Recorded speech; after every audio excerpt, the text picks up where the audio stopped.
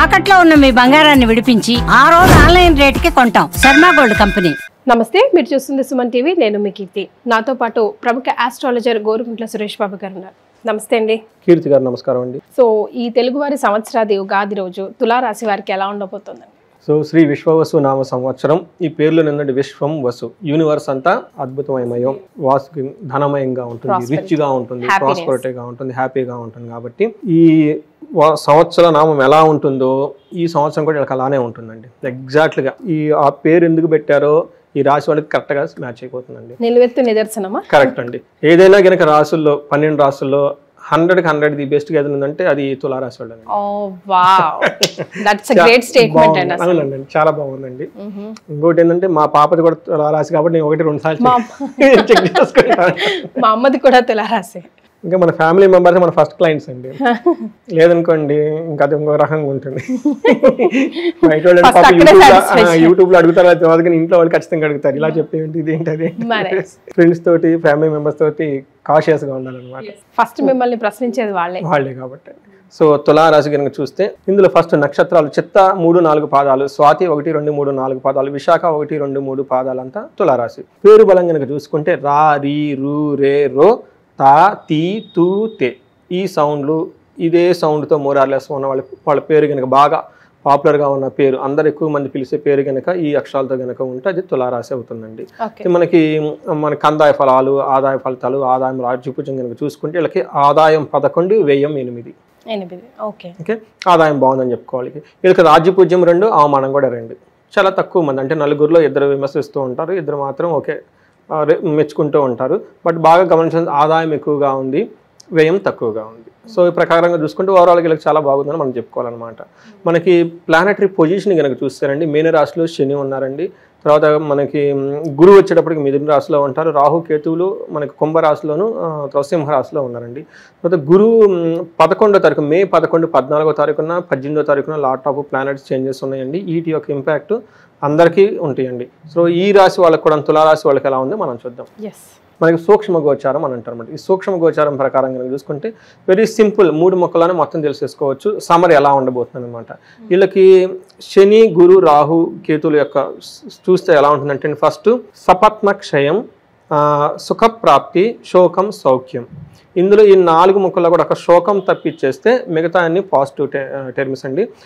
సపత్న క్షయం అంటే ఎనిమీస్, వీళ్ళ మీద శత్రువుల బాధ ఇప్పటిదాకా ఎవరన్నా ఉంటే శత్రువుల మీద వీళ్ళది ఆధిక్యత వచ్చేస్తుంది, శత్రు బాధ వెళ్ళిపోతుంది. ఇంకంతే.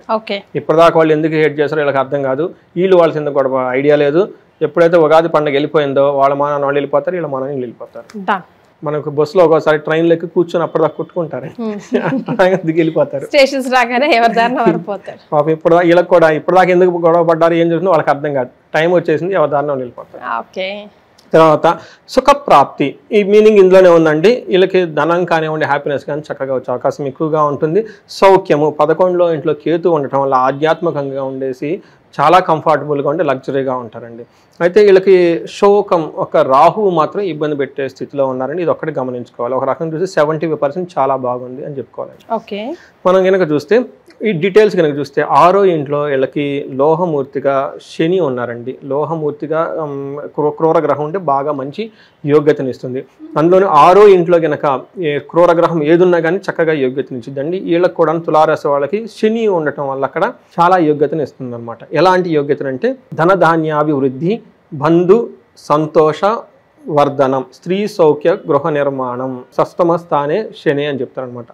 వెరీ సింపుల్ లాంగ్వేజ్ అండి. ధనధాన్యాభివృద్ధి, ధనము ధాన్యం చక్కగా వచ్చేస్తుంది, వృద్ధి చెందుతూ ఉంటుంది. బంధువు సంతోషం, బంధువులతో చక్కగా సంతోషంగా ఉంటూ ఉంటారు. వర్ధనం అంటే బాగా వృద్ధి చెందుతూ ఉంటుంది, ధనాభివృద్ధి చెందుతూ ఉంటుంది అనమాట. ఇప్పుడు దాకా చెప్పుకున్న విషయాలు బాగా వృద్ధి చెందుతుంటుంది.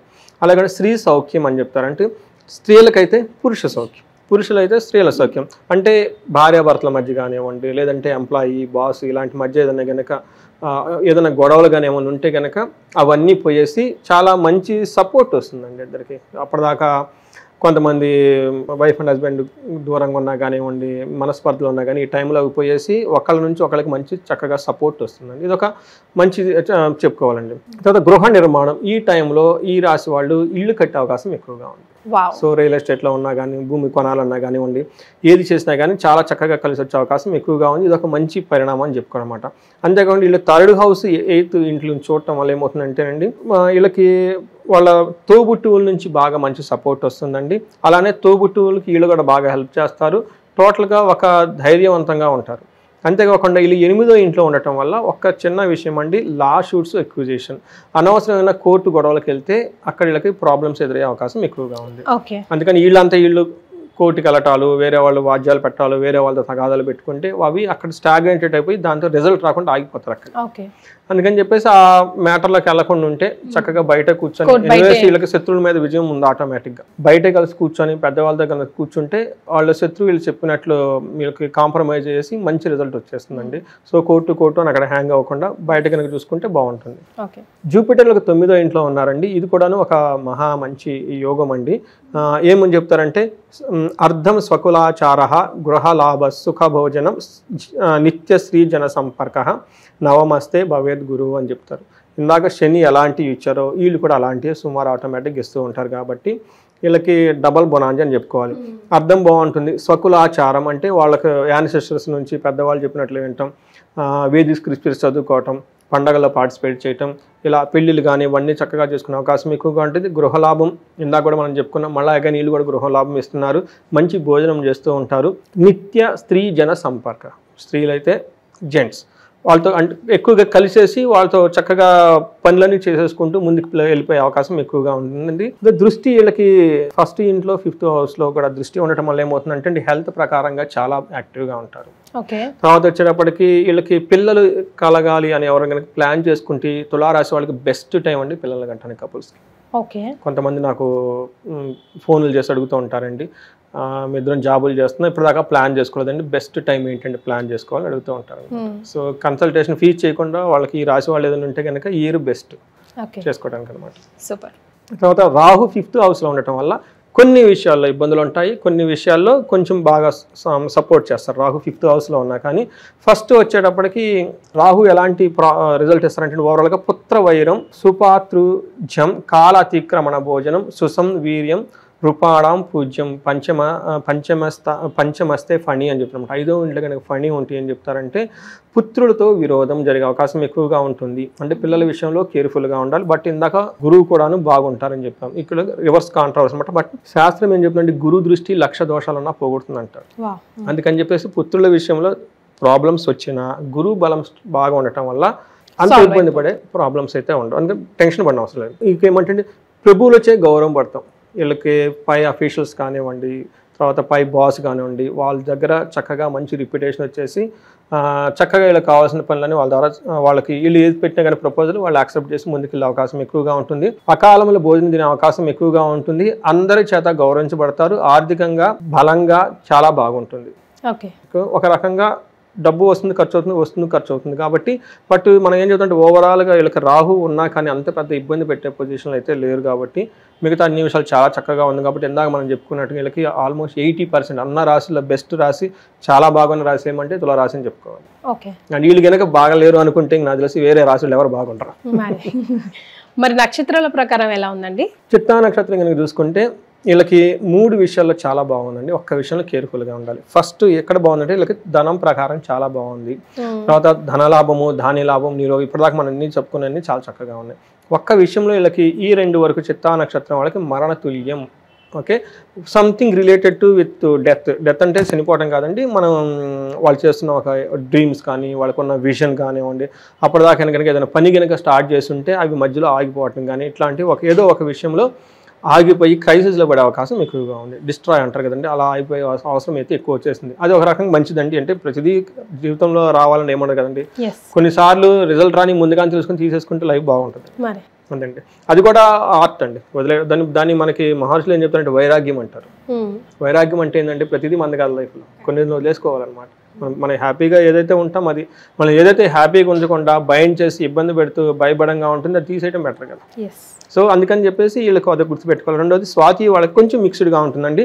వీళ్ళకి సంపద ప్రకారం చాలా బాగుంటుంది, ధనలాభం ఉంటుంది, సుఖం ఉంటుంది, హెల్త్ కూడా చాలా రోబస్ట్, ఆరోగ్యంగా హ్యాపీగా ఉంటారు. వీళ్ళకి 2 విషయాలు కేర్ఫుల్గా ఉండాలి. ఏప్రిల్ 10th వరకు శారీరకంగా ఏదో ఒక బాధ ఉంటుందండి. తర్వాత వీళ్ళకి కూడా మరణ తుల్యం అని చెప్తారు. అంటే ఏదో ఒక పనిలో ఇబ్బంది రావటము, డిస్టర్బెన్స్ రావటము, దాన్ని తీసేసుకోవాల్సిన అవసరం అయితే వచ్చేస్తుంది. తర్వాత విశాఖ నక్షత్రం వాళ్ళకి వీళ్ళకి కూడా సంపదలు బాగుంటాయి, ధనం బాగుంటుంది, సుఖం బాగుంటుంది, ఆరోగ్యం బాగుంటుంది, సర్వజన పూజ్యం.